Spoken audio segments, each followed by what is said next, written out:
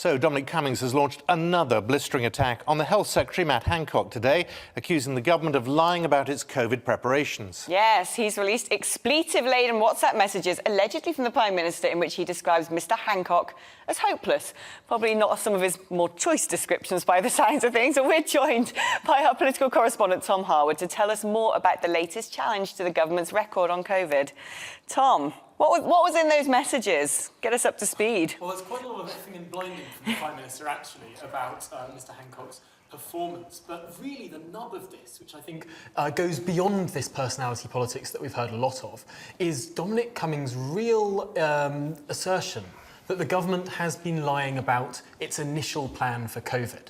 Dominic Cummings said during his testimony that during that fateful day, the 11th of March 2020 to the 12th of March 2020, when sort of everyone realised there wasn't really a plan and they switched to Plan B. I don't know if anyone saw the testimony. There was that big story about how it was also the day that Trump wanted to bomb the Middle East. Carrie Simons was worried about a story in the Times about her dog, and there was just utter chaos in number 10. Well, Dominic Cummings says that that was the day they switched to a completely different plan and didn't have a plan before. The government continues to maintain that they were always following the plan, this mitigate, delay plan that sort of said it had steady steps, and say that they followed the same advice the whole way through. Dominic Cummings is very, very angry with the government because he says that they completely changed their mind. They completely switched from Plan A to Plan B, and they haven't admitted that they've done so yet. You're in that Westminster bubble. There's huge excitement about this. We've heard about Dominic Cummings for a long time. We know we've been lied to. I mean, we know we've been lied to by this government about things, but it never sticks. Does this matter? I think there are two different ways it matters. Well, number one, it doesn't matter really in terms of electoral implications. We know that the Conservative Party is very far ahead in the polls, but the public just doesn't believe that any other party would have done anything different, would have been any better than the Conservative Party. And actually, to be fair to Dominic Cummings, that's what he said in his testimony a few weeks ago before the two committees of the House of Commons. He said that if you put any government in with those same scientific advisors, with that same infrastructure that the government had in March 2020, you would have got pretty much the same results. However, the important point about this story is learning for the future, is being able to adapt the systems that run our country. And why Dominic Cummings is putting out all these blogs, releasing all these messages, is he wants the way that government works to change. He wants government to be much more effective in responding to crises, because whether the next thing that happens, whether it's a pandemic or potentially a terrorist attack, maybe a biological weapon, all of these things, it's the same processes in government that have been too slow to react in the last year and a half, and he wants to change. Now, it's just been Prime Minister's questions today, and this broke ahead of those questions, but the Labour Party haven't used this as ammunition.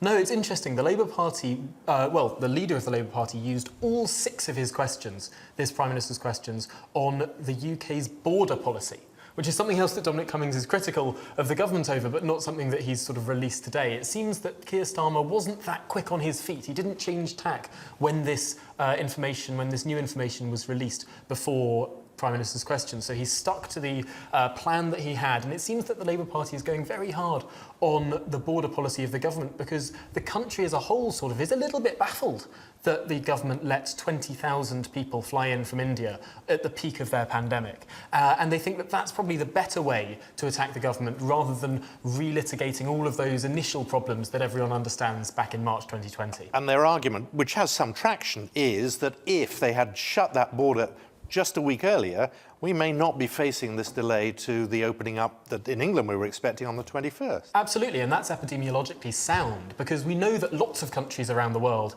have this Indian variant that's arrived there, but it's about the quantity of the Indian variant and how much it's had time to embed in the country. So even if we had a fewer number of cases being imported, it might have taken a few more weeks to embed properly in this country. And it's only a few more weeks that we need to properly double vaccinate enough people to halve that potential hospitalisation total, as Sage was telling us earlier this week. So I think that the Labour Party is on pretty solid ground in terms of public opinion when they make this attack. The only problem that Keir Starmer has is whether people believe that the Labour Party would have been stronger on the borders, which is a hard case to make, given that their position has always been a more liberal one towards issues like migration over the last few years.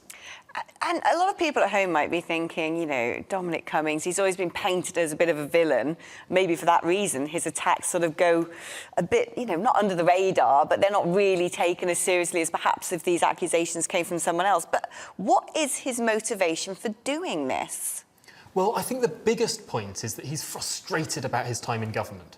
He managed to get Brexit done, but then this pandemic hit and all of his plans for civil service reform, for changing the way the government works, were sort of put on hold.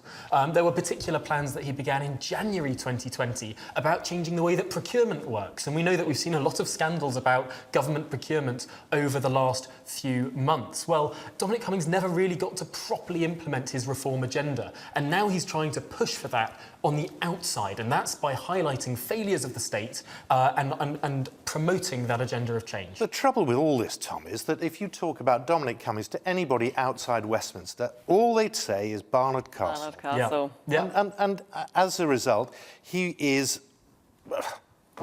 Who cares, really, what he thinks? Because he flouted the rules, he gave that ridiculous press conference in the garden of Downing Street, and everybody just immediately thought, well, you know, he's a busted flush.